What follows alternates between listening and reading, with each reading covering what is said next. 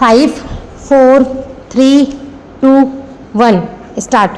महोदय, देश की स्वतंत्रता का अर्थ मात्र राजनीतिक स्वतंत्रता नहीं, इसका अर्थ शहरी लोगों की स्वतंत्रता भी नहीं है। वास्तविक स्वतंत्रता वह होगी जिसमें ग्रामवासियों को अपने भाग्य, अपने भविष्य के निर्माण का अधिकार प्राप्त होगा। यह उनके स्वशासन के जरिए ही हो सकता है।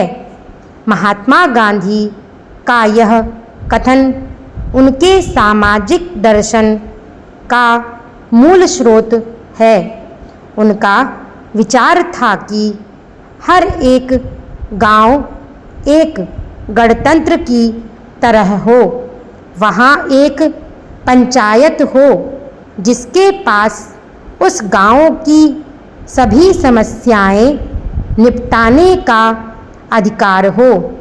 अपने देश में अब 73वां संविधान लागू हो जाने से पंचायतों को पर्याप्त अधिकार मिलने का मार्ग प्रशस्त हो गया है और इस तरह से उनका एक सपना साकार हुआ है। गांधी जी के सामाजिक दर्शन में मुख्य रूप से समाज एवं स्त्री पुरुष की महत्ता संबंधी विचारों को सम्मिलित किया जाता है।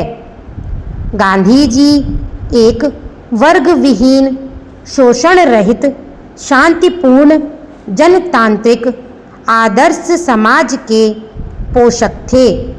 उनका कहना था, मैं एक ऐसे भारत के निर्माण हेतु कार्य करूँगा जिसमें निर्धन व्यक्ति भी गौरव अनुभव करेगा कि यह देश उसका है और इसके निर्माण में उसकी प्रभावपूर्ण आवाज़ है। मैं ऐसे भारत की रचना चाहूँगा जिसमें ऊंच नीच का भेदभाव ना हो। वह भारत ऐसा होगा जिसमें सभी वर्ग प्रेम से रह सकें। ऐसे भारत में छुआछूत एवं शराब तथा मादक द्रव्यों के सेवन हेतु कोई स्थान नहीं होगा। स्त्रियों को पुरुषों के समान अधिकार होंगे। सभी देशों में मित्रता रखने के कारण हम विश्व के देशों के साथ शांतिपूर्वक ढंग से रह सकेंगे। हम ना किसी का शोषण करेंगे और ना कोई हमारा शोषण करेगा। हमारे देश में कम से कम सेना रहेगी। करोड़ों की संख्या में देश की जनता के हितों का ध्यान रखा जाएगा। व्यक्तिगत रूप से मैं देशी एवं विदेशी के भेद को घृणा की दृष्टि से देखता हूँ। मेरी कल्पना का भारत ऐसा ही होगा।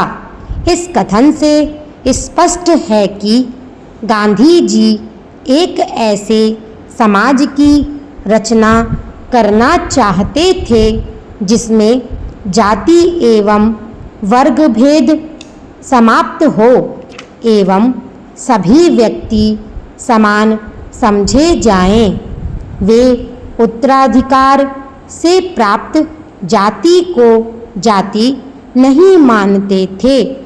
उनका यह विचार था कि वर्तमान जाति प्रथा पूर्व की वर्ण व्यवस्था से पूर्णतः विपरीत है।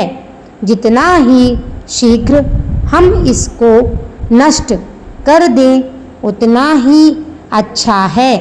जाति का धर्म से कोई संबंध नहीं।